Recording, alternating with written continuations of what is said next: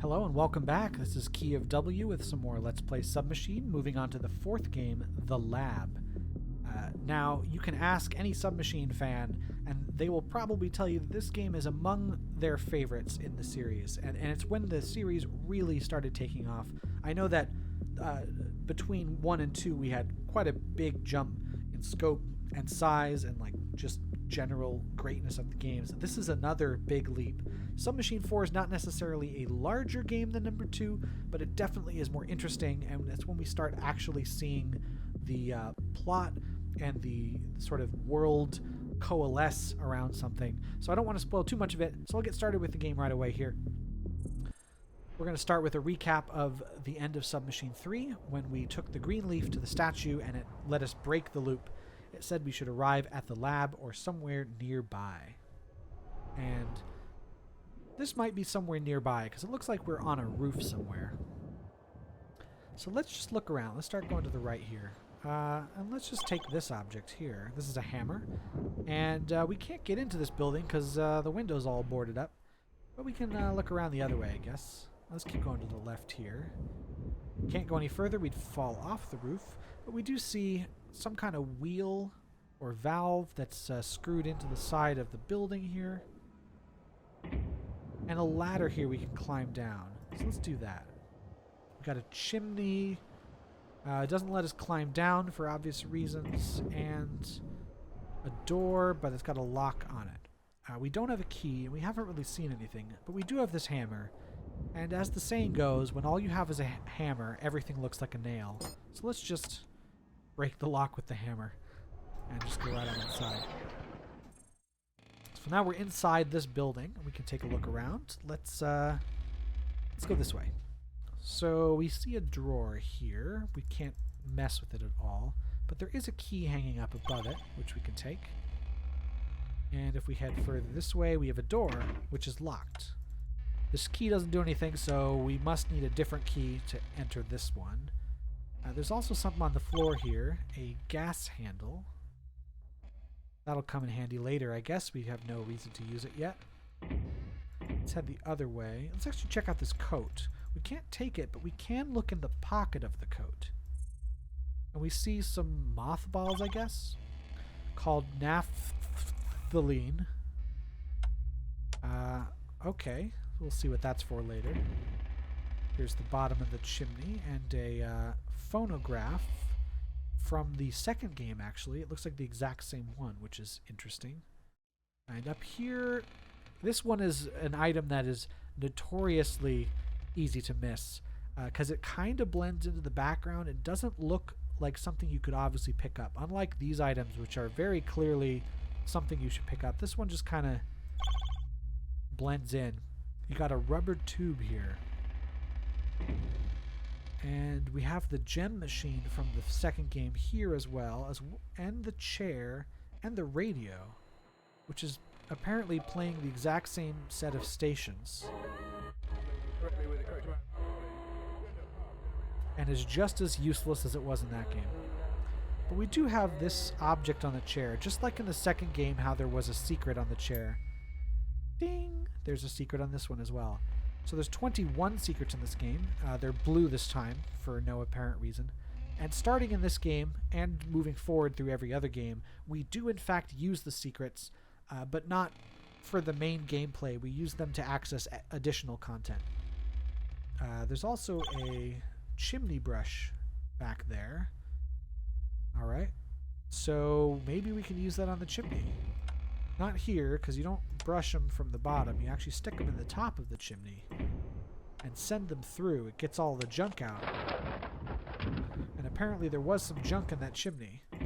So we're going to go here and we see we dumped out a bunch of ash as well as another key. This might be the key we need. And there we go. We have unlocked that part of the building that we're in. Another secret here. We head down again. Oop, something new. Some kind of machine here. That doesn't do anything. It seems to want some kind of power source, which we don't have at the moment. And something there as a lighter. got a cigarette stand we can't interact with. This pipe is still going down there. Let's head the other way. We see a computer, looks very old, and a keyboard which is unplugged. The keys have been broken off and the keyboard itself is broken. We don't know why someone would do this, but that sort of limits our ability to use this computer. But we can still click on it, and we can still press this button here, which just sort of pings. Ooh, we got a response from Mur. That must be the character from the previous games. Who is this? He says. You're at the lab? I guess all we can do is ping. And you don't have a keyboard? That is true. There is an explanation. You've escaped from the loop. Haven't you? Yeah, I don't have a keyboard, of course. Okay, first of all, you'll need to get to the portal room. It's protected by a steel grating, and if it's closed, you'll need to find some way around the main grating lock. As far as I know, you won't find key codes and security passes for it. Second thing, once you're at the portal, you'll need coordinates to go to. I have a list on my comp. Ooh, that's loud. I'm printing that for you right now. Got like a form feed printer there. Get to the portal, start jumping, maybe you'll be able to find your way through. Good luck. M. Okay, that's apparently all.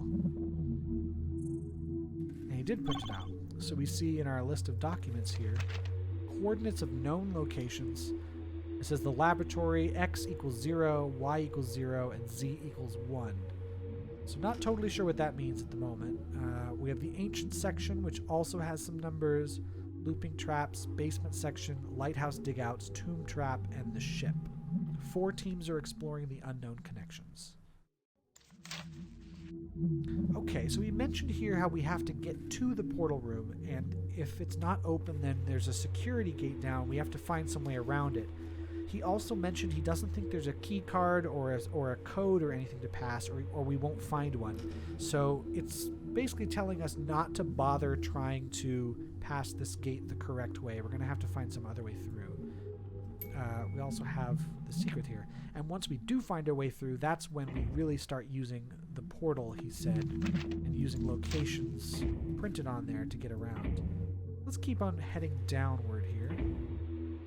We find a beaker, which is always a good sign. We got a beaker, a lighter, a rubber tube, a gas handle, and naphthalene. We're going to do a science experiment. It's clear. The first, well, it depends on how long it takes you to get through this game, but at least the first quarter of this game is doing this science experiment. Got another secret there.